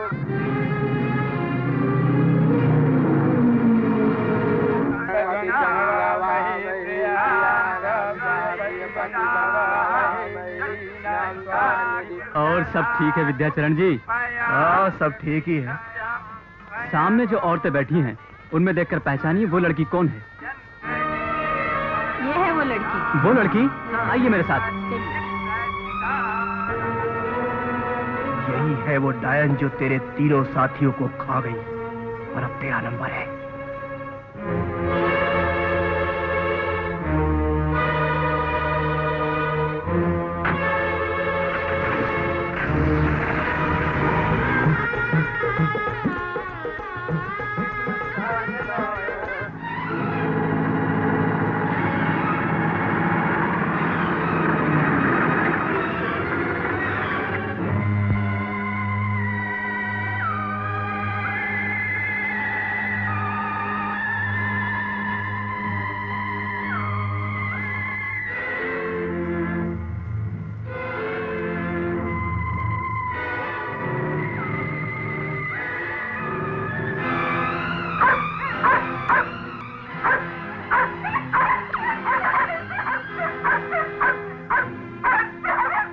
आजा, आजा।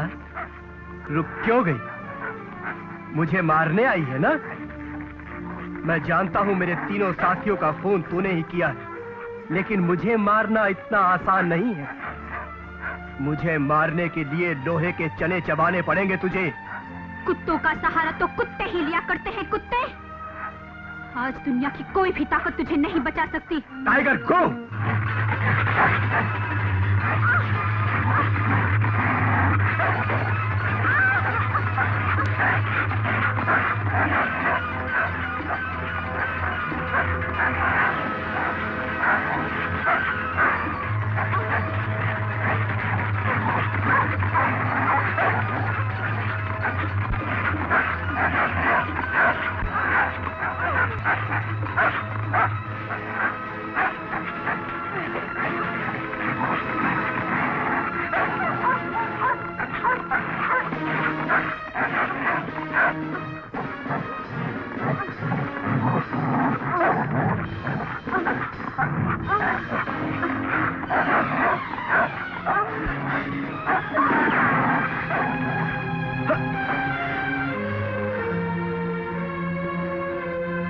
अगर तू अपनी जिंदगी चाहता है तो उठा इस रिवॉल्वर को।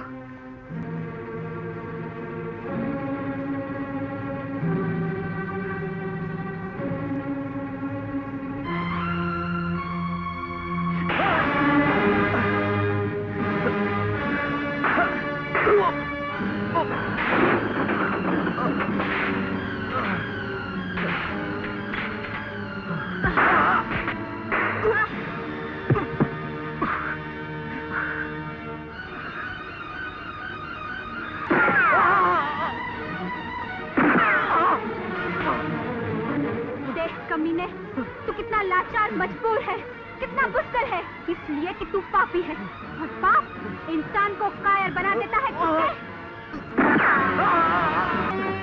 मैं तुझे जिंदा नहीं छोड़ूंगी।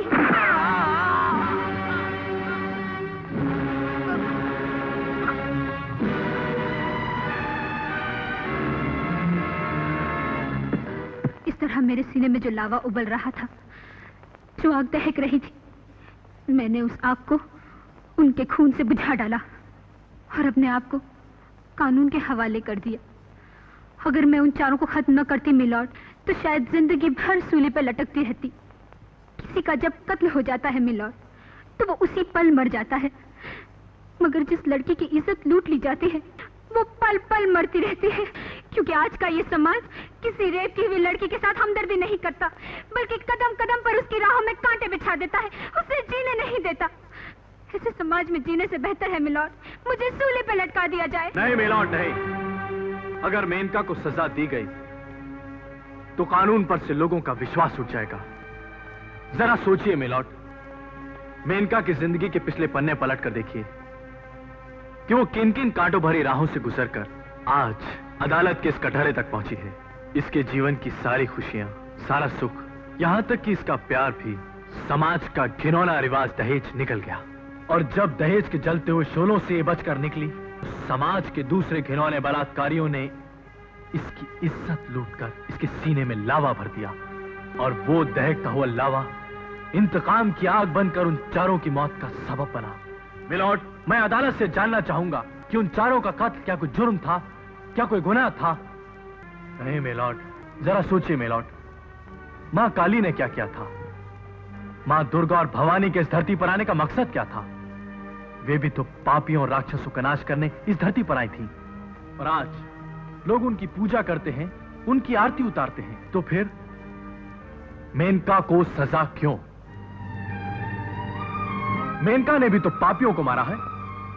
और अगर मेनका उन चारों को खत्म ना करती तो वे ना जाने कितनी मेनकाओं को अपनी हवस का शिकार बनाती। मेनका ने उन चारों को खत्म करके इस समाज पर ही नहीं बल्कि कानून के साथ भी इंसाफ किया है। उन चारों को खत्म करना तो कानून का फर्ज था। कानून जो सदियों से अपने गवाह और सबूत की खोखली बुनियादों पर खड़ा अपनी आंखों पर पट्टी बांधी तमाशा देख रहा है। मिलॉर्ड, मेनका ने इस अंधेरे समाज में एक चिराग जलाया है, लाखों नारियों को एक नई रोशनी दी है, दिशा दी है। मेनका ने एक परंपरा को तोड़ा है और ये साबित कर दिया है मिलॉर्ड कि आज की नारी कमजोर नहीं है। इसलिए मैं चिल्ला चिल्लाकर कहूंगा कि मेनका ने कोई जुर्म नहीं किया, कोई गुनाह नहीं किया। मेनका निर्दोष है, निर्दोष है, निर्दोष है।